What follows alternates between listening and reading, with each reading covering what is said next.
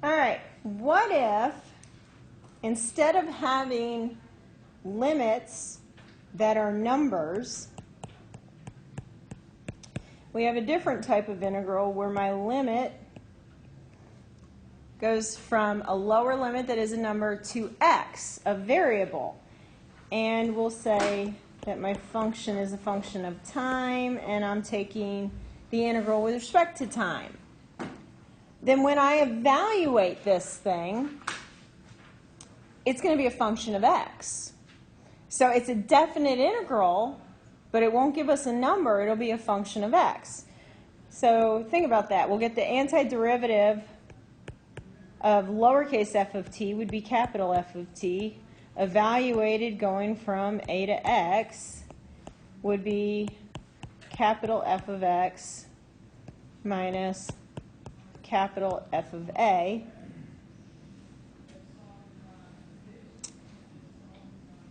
And what would happen if I took the derivative of this? If I took the derivative of this thing right here, this one's a constant. It would go to 0, and this one would be lowercase f of x.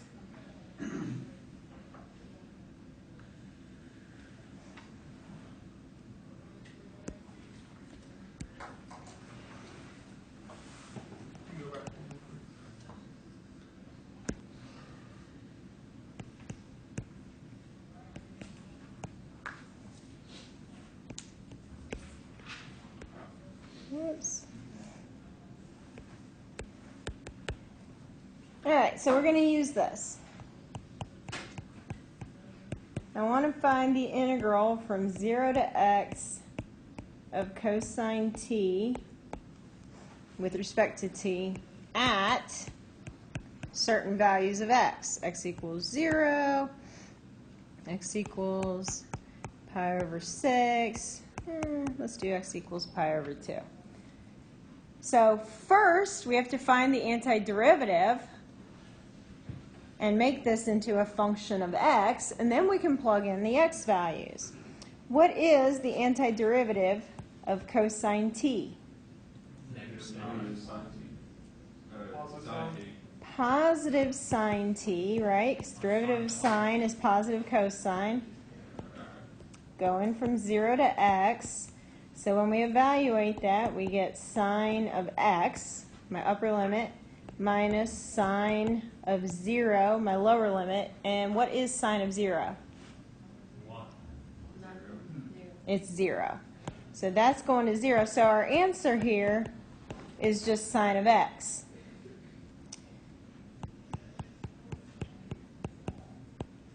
So I want to evaluate this at 0, pi over 6, and pi over 2. What is f of 0? It's sine of 0, which is 0. What is f of pi over 6? So you got to think about your unit circle here. It's 1/2. And what is f of pi over 2? 1. It's 1.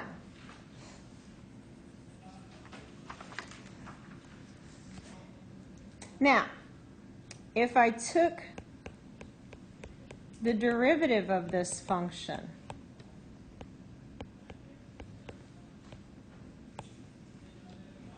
what would I get?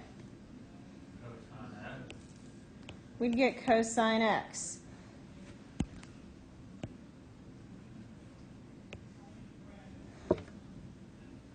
So it's like I just took the t and replaced it with an x, right?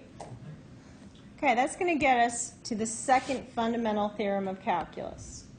Is that another one? Oh, wait, can you go back for a second?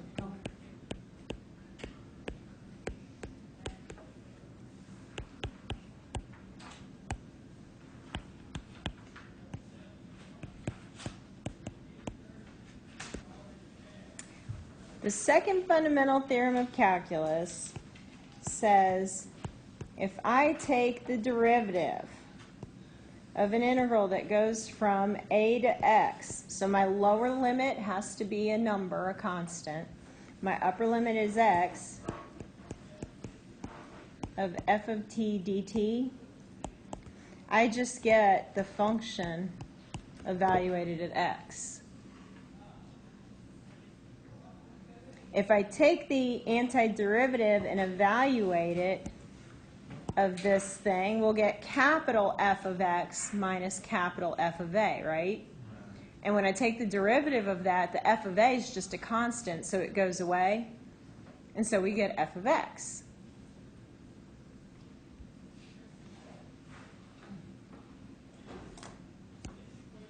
Will f of a always turn out as a constant?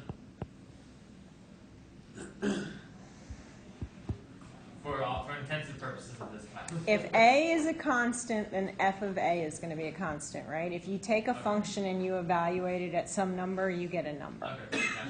Thank you.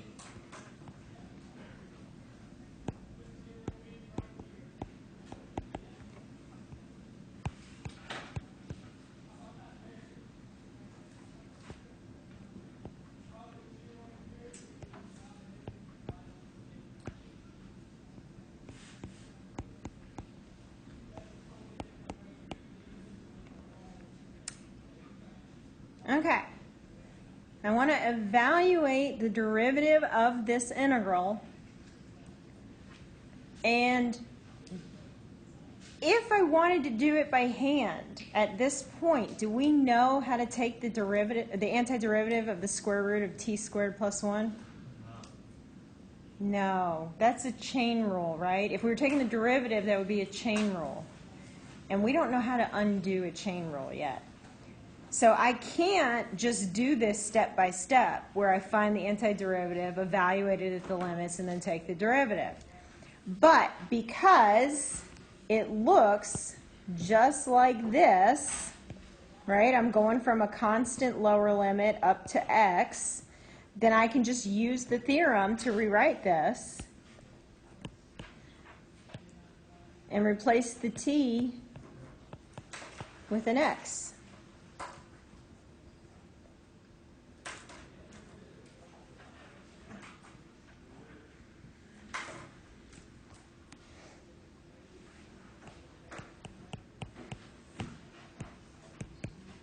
That's it. Of course that's not it.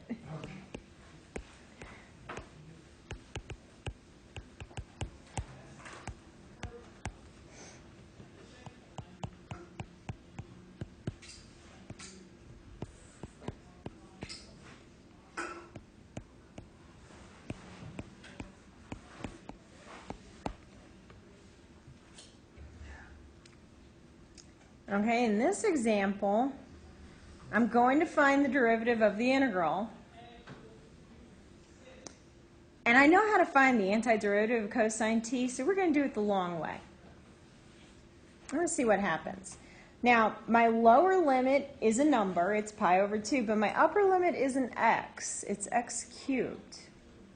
So let's see what happens. The antiderivative of cosine is sine.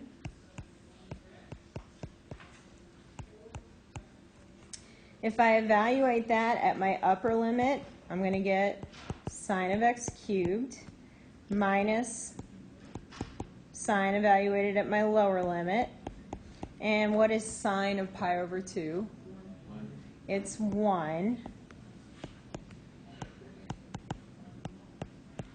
So, my capital F of x is sine of x cubed. We want to find the derivative of this.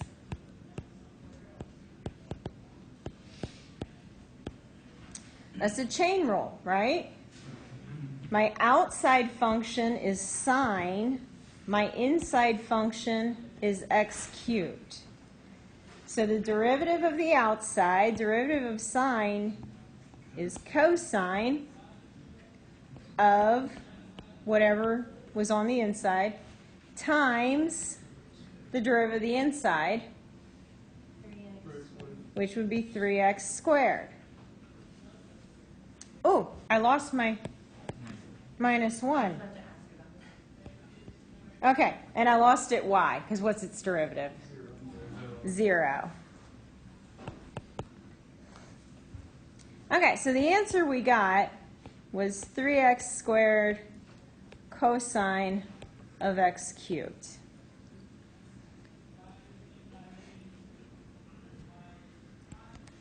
If I tried to use the second fundamental theorem of calculus on this,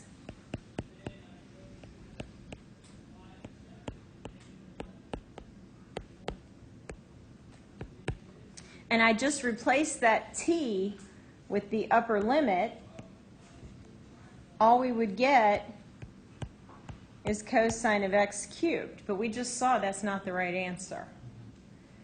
And it didn't work because the upper limit isn't just x. And it didn't work because it's a chain rule problem. So what we can do instead is we can say let x cubed equal u. Then du dx, the derivative of that thing, would be 3x squared. I can rewrite this integral as I want to take the derivative with respect to u of pi over 2 up to u times cosine t dt times that du dx we just found. So I'm replacing the upper limit as my inner function with a u, but we know when we do the chain rule, we have to then multiply by the derivative of the inside. So I replaced it with a u here so that I can apply the second fundamental theorem of calculus, but when I do that, I also have to multiply by the derivative of the inside, so that's where the du dx comes from. Now, I apply the fundamental theorem of calculus, second fundamental theorem of calculus to this thing, and we're just going to get cosine of u times du dx. And when I put that back in terms of x, u is x cubed times du dx, I get it from right there, is the 3x squared, and that's the answer we got. So when you asked, is it always just that simple? No. Sometimes we have to get it into the form of the second fundamental theorem of calculus to be able to apply it. Or could I always just do this one the long way? That works as long as I know how to integrate the function that I'm given. So we don't have to do it like what you did in green? Nope. You could do it the way I did it right there. But what if it had been the first problem we did? I couldn't do it because I can't take the antiderivative of this function yet. You'll know how soon enough. And then once we know that, can we apply it? Yes. Okay. I was like, all those So- names are really confusing and I'd rather not use them. So what you did in green is like a really fancy way of